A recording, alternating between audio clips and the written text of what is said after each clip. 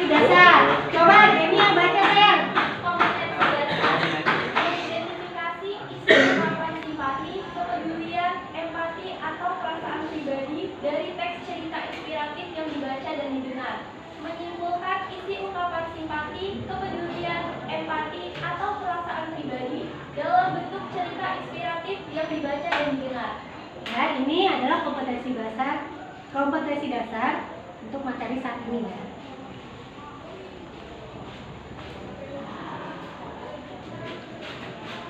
Sekarang tujuan pembelajaran. Coba Sulaiman yang baca.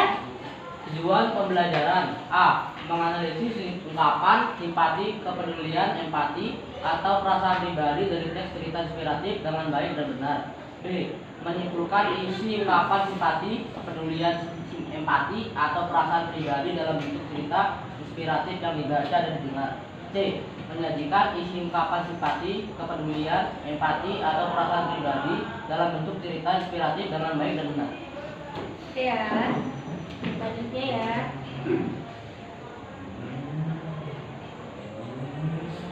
Ya, kita akan menyaksikan video tentang cerita inspirasi ya. Semoga video ini menginspirasi kalian. Nah, tolong dicermati dengan baik ya.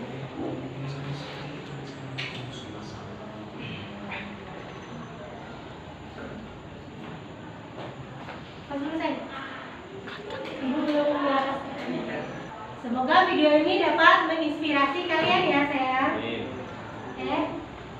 Simak baik-baik ya videonya ya.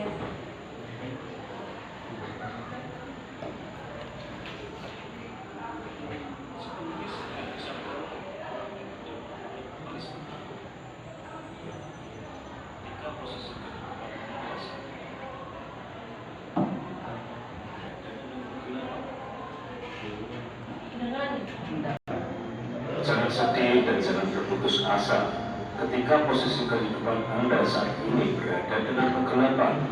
Simak video seorang pengusaha dan si pengemis berikut agar Anda termotivasi dan timbul kemauan untuk bangkit. Oke, langsung pada cerita. Pada suatu hari di sebuah kota besar, ada seorang pengusaha yang mengendarai mobil BMW sedang terburu-buru menuju ATM. Di depan ATM itu ada seorang yang sedang duduk-duduk di lantai. Pakaiannya kumuh, berlubang, dan seperti tidak pernah dicuci. Sorot matanya menunjukkan seseorang yang tidak mempunyai harapan. Di depannya ada sebuah gelas berisi uang. Ya, dia adalah seorang pengemis. Namun, si pengusaha dengan cueknya melangkah melewati si pengemis dan masuk ke dalam ruang ATM. Setelah mengambil uang ketika hendak keluar, entah perasaan datang dari mana, si pengusaha menjadi iba kepada si pengemis. Dia mengambil dompet dari sakunya. Setelah melihat dari pojok kiri ke pojok kanan isi dompet, dia akhirnya menemukan uang dengan nominal paling kecil, yaitu Rp2.000 yang diberikannya kepada si pengemis. "Terima kasih, Tuan," kata si pengemis dengan bibir tersenyum senang. Saking senangnya, pengemis mengambil uang Rp2.000 itu dari dalam gelas dengan memegangnya erat-erat. Mungkin ini adalah pendapatan terbesarnya hari itu. Ekspresi wajah dari pengusaha itu hanya tersenyum kecut, dan pengusaha itu berpikir bahwa uang Rp2.000 itu kebanyakan untuk diberikan kepada si pengemis. Tanpa berpikir panjang, pengusaha itu mengambil uang recehan Rp1.000 dari gelas si pengemis, dan ia berkata, "Hai pengemis, kamu juga pengusaha bukan? Uang Rp2.000 itu terlalu banyak untukmu, karena kamu pengusaha tanpa modal." Kemudian si pengusaha itu berjalan menuju mobilnya. Si pengemis hanya bisa melongo, sampai-sampai ada air yang keluar dari matanya. 8 tahun kemudian terlihat si pengusaha melamun di kantornya. Ia bahkan terlihat seperti orang stres karena bisnisnya yang hampir bangkrut. Dia akan terancam menjadi miskin. Belum lagi tanggungan hutang yang tidak bisa ia bayar. Ketika sedang melamun dalam kesedihan, tiba-tiba seseorang mengetuk pintu ruangan pengusaha itu. "Tok, tok, tok, tok, tok, tok." "Ya, silahkan masuk," kata pengusaha itu. tamu misterius itu pun masuk, lalu dipersilahkan duduk. Siapa Anda dan ada maksud apa menemui saya? Sepertinya saya tidak ada urusan dengan Anda, tanya si pengusaha. Alangkah kagetnya si pengusaha itu, karena tamu itu akan menginvestasikan uang dalam jumlah besar di perusahaannya. Si pengusaha itu hanya bisa melongo. Namun sebelum pengusaha itu berhenti dari kegiatan melongonya, si tamu misterius itu berkata, "Mungkin Bapak sudah lupa dengan saya. Dulu saya adalah seorang pengemis yang sering mangkal di depan ATM. Saya berterima kasih kepada Bapak karena Bapak pernah berkata kepada saya, 'Kamu juga pengusaha bukan? Kamu adalah pengusaha tanpa modal.' Waktu itu saya benar-benar terharu karena Anda tidak pernah menganggap saya sebagai pengemis seperti orang lain. Dengan kata-kata yang Anda lontarkan itu saya termotivasi karena Bapak menganggap saya seperti penjual yang sedang menjual barang. Sejak saat itu entah dari mana muncul semangat jual dari dalam diri saya. Saya berhenti mengemis dan bekerja semampu saya menjadi penggawa barang belanjaan di pasar, kuli panggul, tukang ojek, hingga akhirnya saya sukses dalam usaha penyewaan properti. Dan bisa Bapak lihat, saya berhasil. Saya sangat berterima kasih kepada Bapak dan ingin menjalin kerjasama bisnis dengan Bapak karena berawal motivasi dari Bapak yang bisa membuat saya seperti ini." Seketika itu si pengusaha berdiri dan memeluk tamunya tersebut dan berkata, "Wahai saudaraku, motivasi tidak akan berarti apa-apa tanpa kemauan dan kerja keras. 8 tahun yang lalu, di balik sosok seorang pengemis, ternyata terdapat jiwa pengusaha yang profesional." Oke sobat, dari cerita pengusaha dan pengemis tersebut dapat kita petik pelajaran bahwa pada titik derajat status sosial paling bawah, jika kita mau bekerja keras dan semangat dengan menjadikan ejekan-ejekan sebagai motivasi hidup, maka lebih banyak ruang untuk menaikkan taraf kehidupan daripada berdiam diri dan merolong nasib. Karena dengan bekerja keras dan bekerja cerdaslah, Anda dapat menjunjung tinggi taraf kehidupan Anda. Semoga dari kisah ini dapat menginspirasi dan memotivasi sobat semua. Ikuti terus video-video dari Celah Terang, inspirasi dahsyat, rahasia pola pikirmu.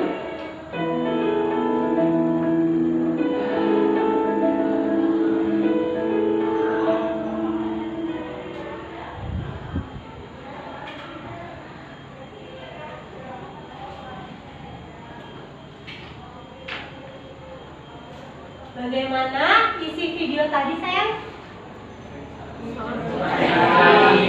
Motivasi. Sangat menginspirasi. Kenapa menginspirasi saya?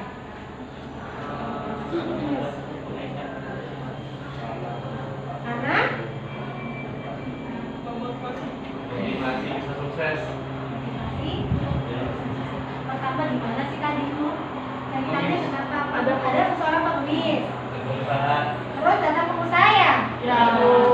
Pengusaha memberikan berapa uangnya? 2.000 rupiah. 2.000, ya yakin 2.000. 2.000. Lebih banyak.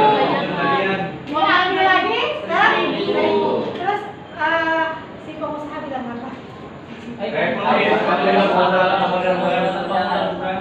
Pengusaha apa? Modal. Ya. Terus itu kamu itu merasa dihina nggak pengemis itu? Tidak motivasi. Malah mungkin kalau kita digituin kita sakit hati ya. Tapi tidak dengan pengemis itu dia memberikan Motivasi. untuk bisa bangkit ya dan sukses. Jadi video itu memberi inspirasi nggak? Dari Ya.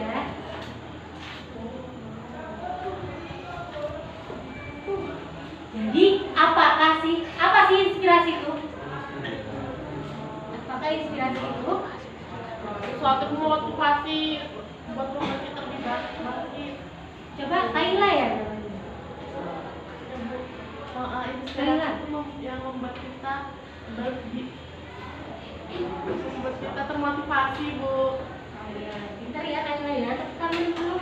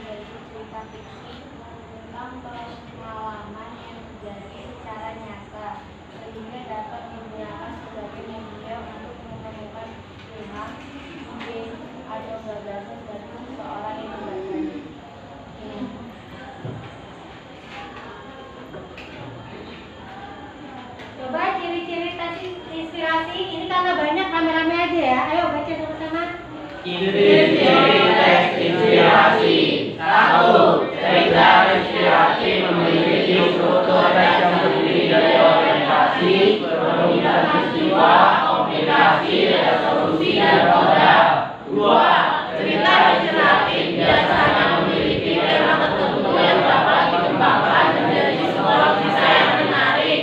3. Terdapat alur cerita agar membaca dan memahami pesan yang terkandung di dalamnya. 4. Mengandung amanah atau pesan yang disampaikan kepada pembaca. 5. Bersifat dalam kekuatan menciptakan seseorang atau sesuatu yang dapat memberikan inspirasi bagi pembaca. 6. Menceritakan kisah tokoh yang menjadi sumber terhadap tokoh dapat bersifat fiktif maupun nyata. Lanjut ya.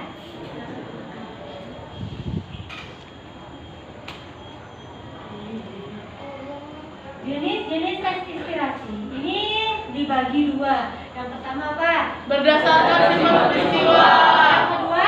Berdasarkan tokoh. Ya, berdasarkan sifat peristiwa ini dibagi dua lagi, yakni Non-fiksi dan fiksi. non-fiksi itu apa? Tidak nyata. Tidak nyata ya. Contoh apa yang tidak nyata itu contoh novel itu? Filipin. Hah? Adegan buaya. Oh, novel. Doraemon. Itu terus itu dari Potter. Potter, terus apa lagi? Cowboy. Filipin. Kalau fiksi ini non fiksi ya? Tayo.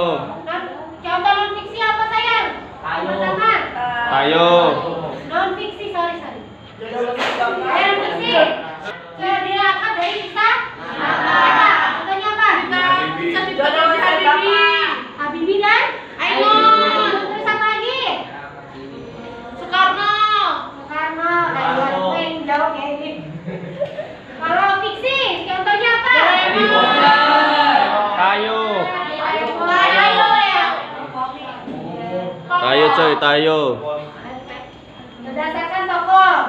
Yang Bisa pertama ngomong. orang Terkenal. Tapi Raffi Ahmad. Ahmad ya. Yang kedua, Sufi. Sufi itu contohnya apa? Sufi itu tokoh agama ya. Terus binatang yang ketiga contohnya apa? Buaya. Buaya, siapa di sini yang buaya? Mana Rehan? Ibu. Tapi gitu-gitu kata si Intan, si Rehan itu baik.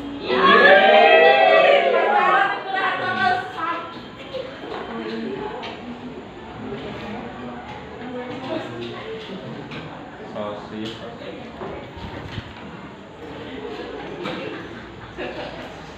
Yang pertama apa? Orientasi itu apa? Orientasi akan penampilan.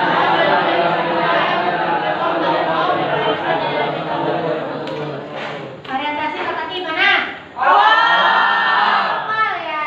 Contohnya misalnya gini, ibuku adalah seorang penjual kue ya. Kita langsung menyebutkan ciri-cirinya. Ibuku itu rambutnya sudah berubah ya, matanya sayu, ada keriputan di pipi kiri kanannya, dan ada pempek ya.